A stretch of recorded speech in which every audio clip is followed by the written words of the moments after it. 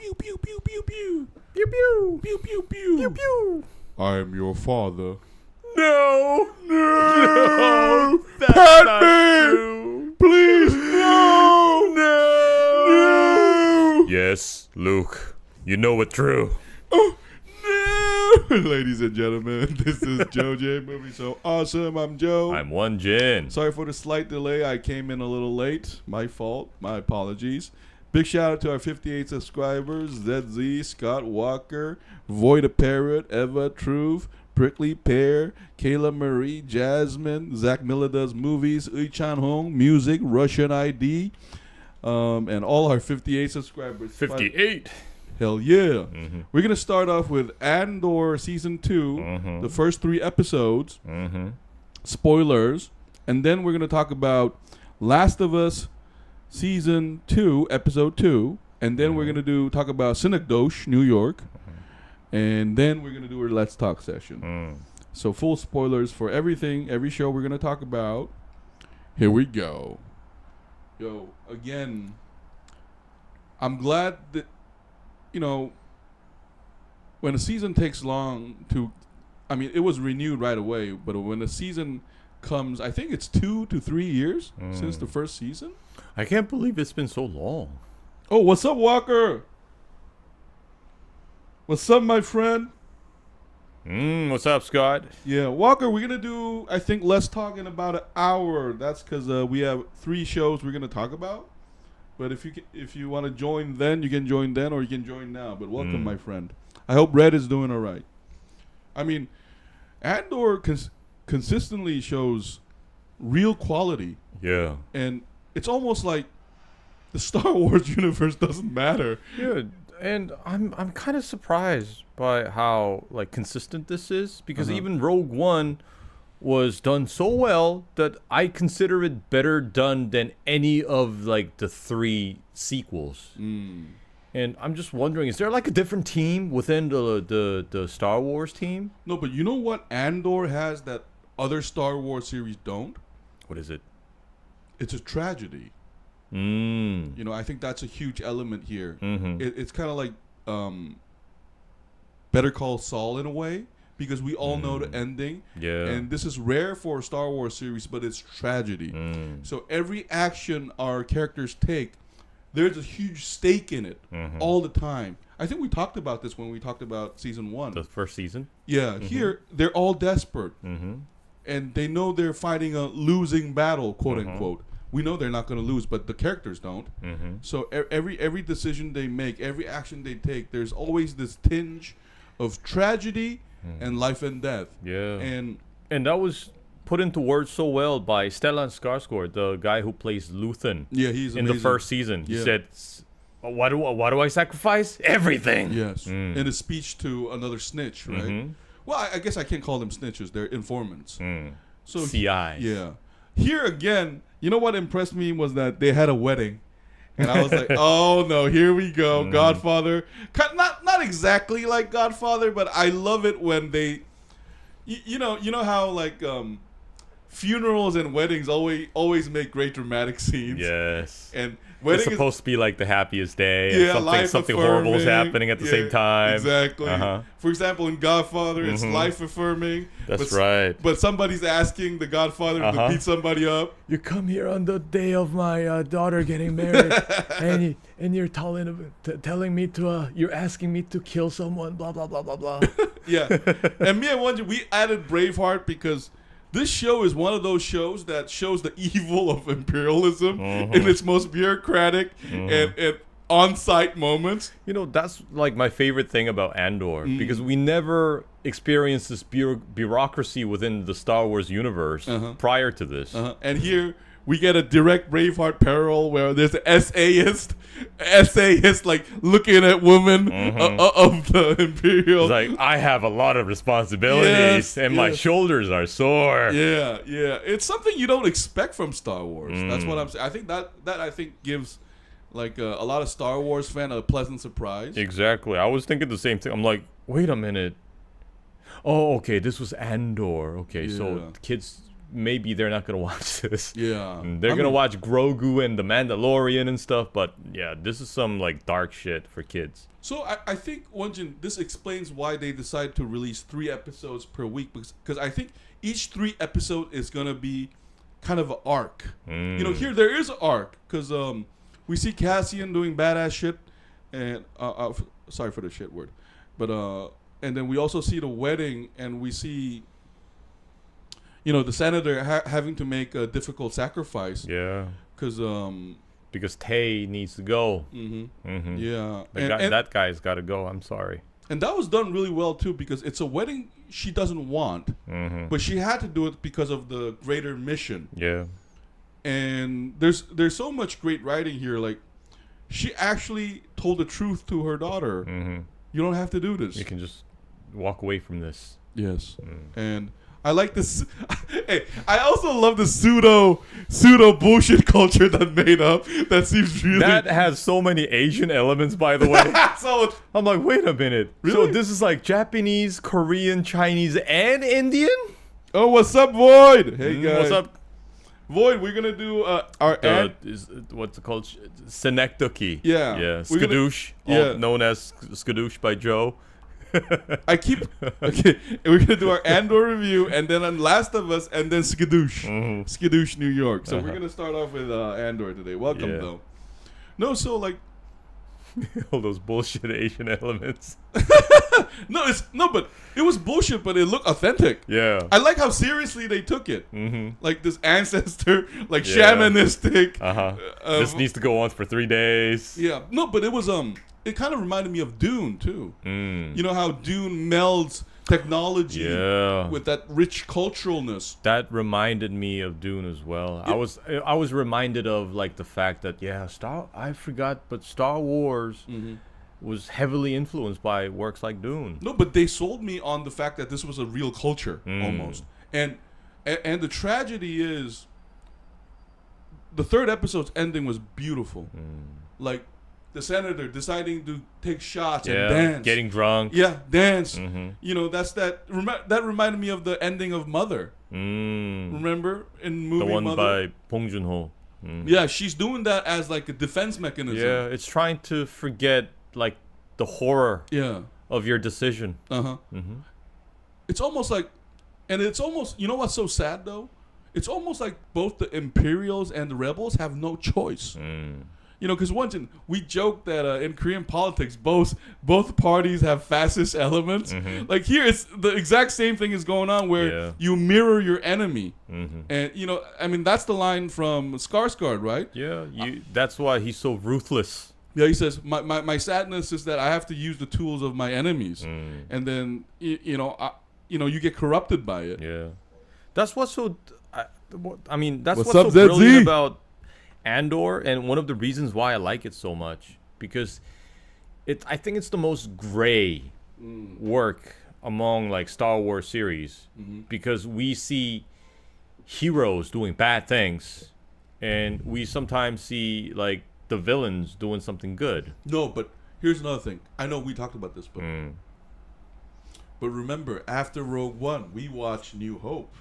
Ah, that's right. So in the large scheme of things, it's kind of these people are fertilizers for Luke and Leia to rise up. So that adds another dimension, and another. And I know why you like Andor. Let me tell you something. It's because these people are not elites. They're actually like grassroots people. Yeah, that's right. Yeah, because if you think about it, Viva la revolución. Yeah, because Leia is a princess, and like Darth Vader, like because you can argue that the Jedi are elites. They're like the military They're like the chosen elites. ones. Yeah, they're like Praetorian guards of the Republic. But here, like everybody's literally nobody except the senator. Yeah, like because that's why their sacrifice means so much. And you know, another thing I like, Wonjin, is this. You know, Cassian getting caught by these rebels, right? It reminded me a lot of the Colombian rebel groups. I'm sorry, Colombians. I don't know. All I know is what I read. But it sure seemed like you know, kind of this There's so much Lord of the Flies going on with these supposedly good people, right? They're fighting over food. And especially not just food, but in the first place, they were fighting over bullshit. Yeah. So I mean, it's just Andor is just such a heart of darkness. It's just so much. One thing I'm curious about is, we talked about like 3 episodes having an arc, but if we look back, the first season had like the overall arc was this transformation of this character named Andor, right? Like from beginning to the You end. mean Cassian? Yeah, Cassian Andor's transformation. So I'm wondering what the second season is going to be about, because we've already seen the transformation of Andor, and I heard that this is going to be the final season. So what will we see? Don't you think? My guess is going to be, because the Imperials have been shown. I think my guess is everybody we saw is going to die. Like, because we already saw, what's his name? What was his name? Bros? Director Krennic? Brazos? Oh, Brasso died. Brasso. Oh, Brasso. Okay, that's his name. Brasso. He's already dead. No, because I feel like Director Krennic, the Imperial system is an exploitive system. What I mean by that is the superiors always exploit the juniors, and the juniors end up getting used. So I think that because from the get-go, we know that the energy project is a lie, because we know the history. That energy project is actually, they're getting the energy source to fuel the Death Star. But the fun thing about that meeting was it's such a Communist Party meeting, like where we all know it's bullshit, but everybody has to pretend that they don't know what's going on and shaking along. But because you and I, we saw Rogue One, so we also know that Krennic answers to people. And when he's in front of Darth Vader, he also gets his shin kicked in. So he becomes a little bitch. Yeah. So I feel like all the Imperial, because I grown fond of her, and I love. Oh, you mean Dedra? Yeah, I love Dedra and couple because it's such a woman power thing. Yeah, that was like I think that was like the funniest moment in this like the first 3 episodes. Her dialogue with the mother, because throughout the whole dinner, before like the dinner, we could tell that she's nervous, like picking what to wear, and she's putting on that fake smile and everything. But the moment the dinner began, you could instantly see she plays this part so well. You can see she's analyzing shit. She's analyzing every interaction between what's his name, Cyril, and his mother, and she's like trying to analyze like what the mother is, and after like the analysis complete, that directive that she gives to the mother, man, that was gold. I thought it was so funny. I thought they were a perfect couple. Like Mama Boy meets super strong, stern, independent woman. Yeah, very likely a sociopath. Very sociopathic tendencies there, and domineering person. And I like that. I like that energy. Oh, what's it? Void. The director used a lot of moving shots in wedding scenes. Half of the time, I was wondering where on earth is the senator moving to. No, I think Void. They did that circle thing intentionally because it's her state of mind. Yeah, she's trying to erase the fact that she's trying to forget it. Yeah, because she has blood on her hands. Because to me, to be honest, like her solution of a number, trying to bribe him, is actually in a different world that would have worked. But the reason why Skarsgård refuses it, because he's so like into this. He's seen this before. Yeah, and he knows that when Tay becomes desperate, he's gonna ask for a bigger number. Yeah, and eventually, he's gonna hold the Mon Mothma on a string and exploit this relationship. Because he already knows that it's never gonna end with one taste. It's gonna be the next taste and the third taste, and he just cannot compromise that kind of collateral here. I mean, contingency. He has to eliminate it. And what's so sad about the senator's move there was that she doesn't have a great relationship with her daughter. Like we see her family life, despite the grandeur of it, breaking down. And we can see that there's this unseen distance between her and her husband. You know what that is? Tay is pretty much like the only friend she's got. You know what that is? Skarsgård is like the upgrade version of all these people. He's already been through all this. you know what's happening is they're all losing part of themselves. He's already lost everything now. Yeah, that guy, he's already like, I don't care. And that's why it was so awesome when in the last episode of the first season, Cassian Andor, with Luthen on gunpoint, he says, either kill me or let me in. That's why he gives that smile. It's like, fuck yeah, I see some of myself in you. No, but Cassian hasn't lost everything. Not yet. You see his face when Brasso dies, and then we see his girlfriend and Biggs. Yeah, I mean, having seen the first season one, don't you think they're also all in kind of danger? Because I don't remember seeing them in Rogue One. So I mean, the casualty rate. No, I was thinking the same thing. Exactly. I was thinking, Biggs is gonna die. Yeah. Oh wait, Walker, I'm having a nice banana Nesquik. Oh, nice. Oh, Nesquik. That was my stuff when I was a kid.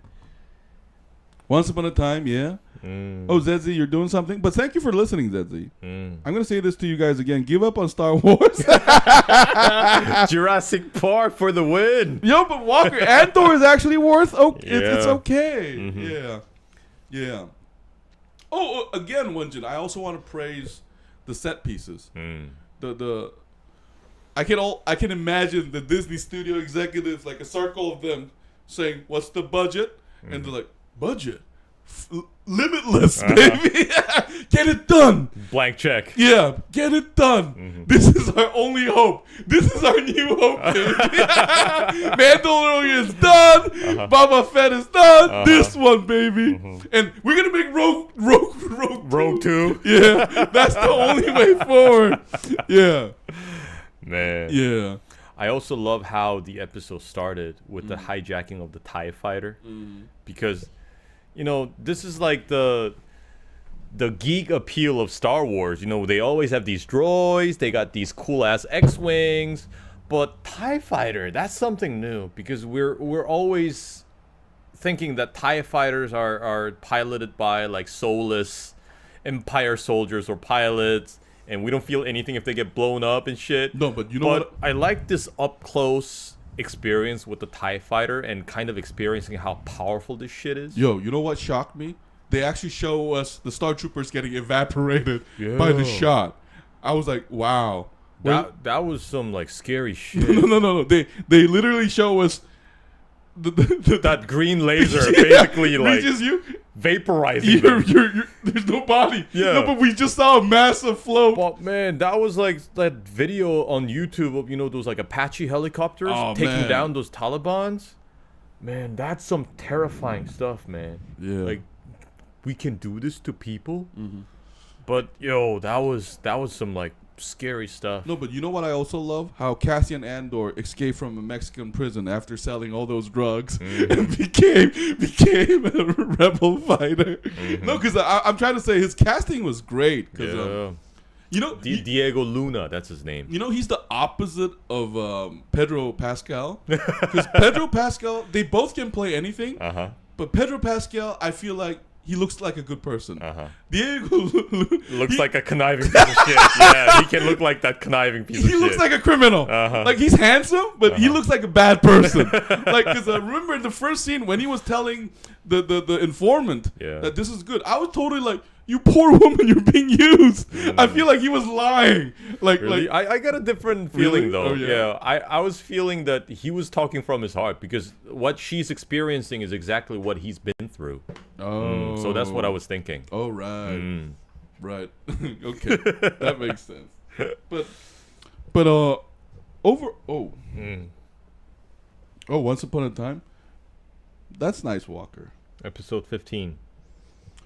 No, but overall, I watched the first 3 episodes like that. It was just such a great arc. Once the first episode was done, I couldn't wait to go to the second one. And just the story flows so well. The writing is crisp. The set pieces are amazing. And the character development is also great. Because I feel like this time... Because Cassian is Cassian, I felt like. But I also liked the senator's sister looking at her lover. Yeah, we remember her from Black Mirror. Yeah. She's in many episodes in Black Mirror. Yeah. No, she's a great actor because I think one of the things that it reminded me of Godfather Wedding because the writing is so great in the fact that the writing knows when to have a meaningful dialogue and when to let the actors act the feelings that they're going through. And I loved her as an eyewitness to the wedding because you see a lot of sadness in her when she watches her niece get married in a marriage that she knows the context of. This is not what their parents wanted. Yeah, it's basically they have no choice but to pimp out their daughter. Yeah, yeah. That's a beautiful way to put it, once you PIMPOUT. And Cassian's, and I also love the fact that Cassian's humanity is still there. You know, he because the way he treated those Lord of the Flies guys, but afterwards, Lord of the Flies guys. yeah, that's what they are. Idiots. Yeah, because when the rhinoceros ate them, I was like, "Fuck you, let's move." I knew they were like expendable characters, and then I like how Cassian went directly to his family, and so there are those details where, because you know, Cassian, because he's an orphan, I think he doesn't admit it to himself, but he needs that warmth. Remember, his foster mother died, and that was one of the best interactions in season 1. And here, I think we're gonna get another tragedy. Because remember, we have to make him the Cassian we meet in Rogue One. Yeah, total the resourceful, the hyper focused, total machine, mission oriented, total machine. Oh, but I can't wait to see the android come up because I think we're gonna meet. What's it called? K something? Yeah, because by Rogue One they're already partners, so we have to see him, and I can't wait for that interaction. Like I can't wait for the Rogue One team, semi-Rogue One team to be made. And another thing I'm looking forward to is I think Mads Mikkelsen might make a appearance. Oh, the guy who develops the Death Star. Yeah, because don't you think we're gonna get to see Mads Mikkelsen and the daughter? The Felicity Jin. Yeah. Felicity Jones. Yeah, we're gonna see. Maybe they'll make like a cameo. Yeah, somewhere. I think so. Like after the midpoint, because it makes sense for her to interact with Krennic as well. And shit! I guarantee you, like the moment this season hits the finale, it's gonna make us want to watch Rogue One again. Because remember, Rogue One made us want to watch The Last Hope again. Yeah, that's true. No, and Krennic, oh man, I love Ben Mendelsohn. Oh, Ben Mendelsohn is such a great villain. That guy, I love how he acts. I love like the way he delivers the dialogue. Such sinister.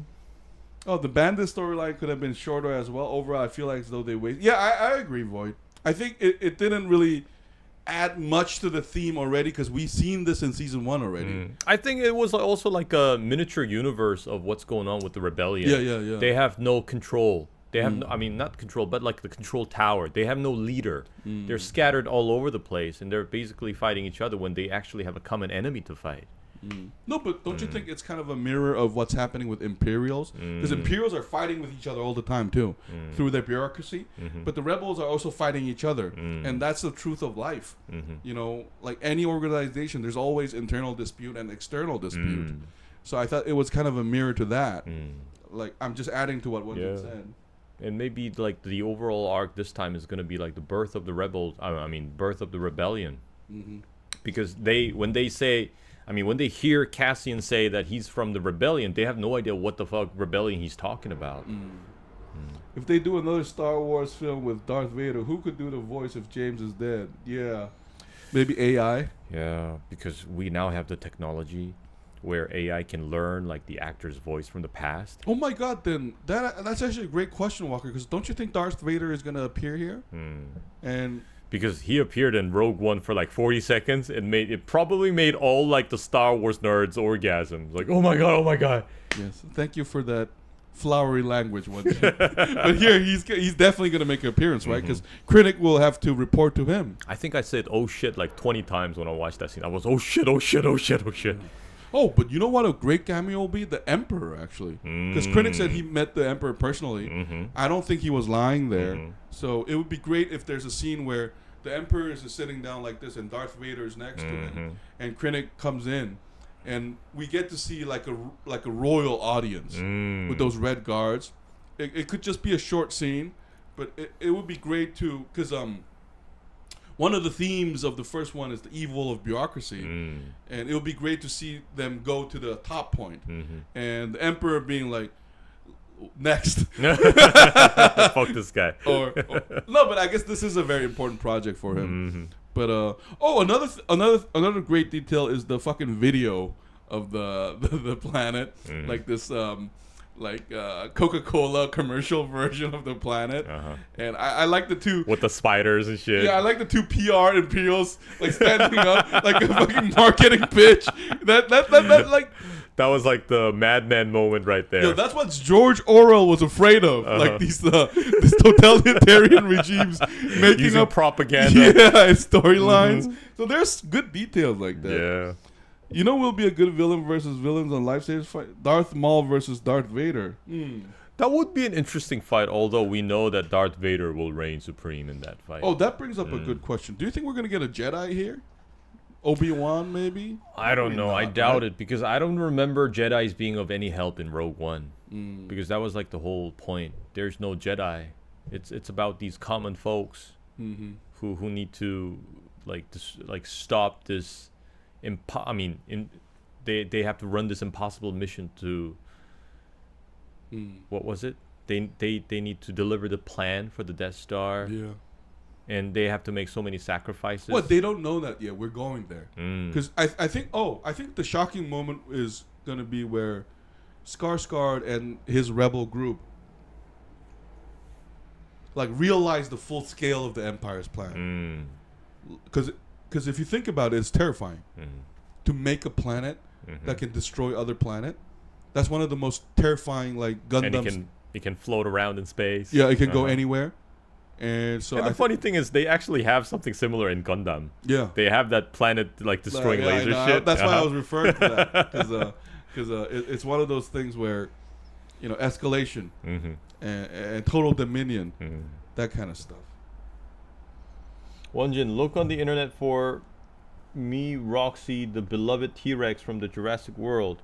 Jurassic Park movies is going to be in the next Avengers movie. I found she's going to be in the next Avengers. Really? A T-Rex? Roxy, the beloved T-Rex. Roxy, the beloved T-Rex.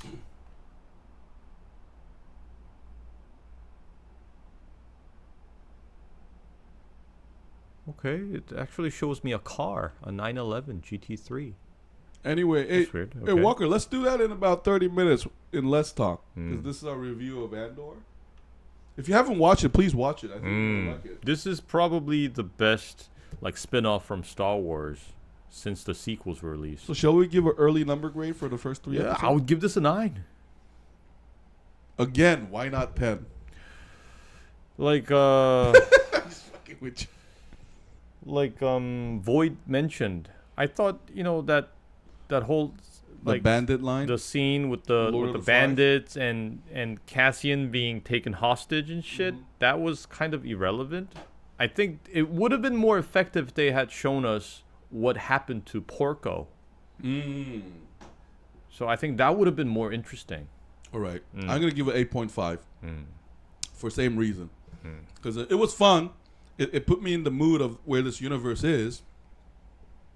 But it's one of those opening scenes, like kind of Guardian of the Galaxy, where there's a first mission that they're... Because great stories always start in the middle of something, right? So I thought they were trying to do that. It delivered.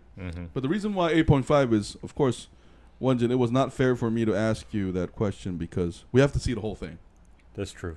So in a word, Joe Jin movie so awesome. Gives the first impression 8.75. We feel like this show is going to be amazing. Yeah. Now we're going to take a short break and come back to talk about Last of Us Season 2. This has been Joe Jin Movies Awesome. I'm Joe. I'm Wonjin. We'll be right back. See you in a bit. Bum, bum, bum, bum, bum, bum. You have no idea of my power. You underestimate my powers. Oh, that's the line. General. I have the higher ground. I hate you. I hate you. I hate you, and then you beat me again in Obi-Wan. What the fuck? I'm Darth Vader.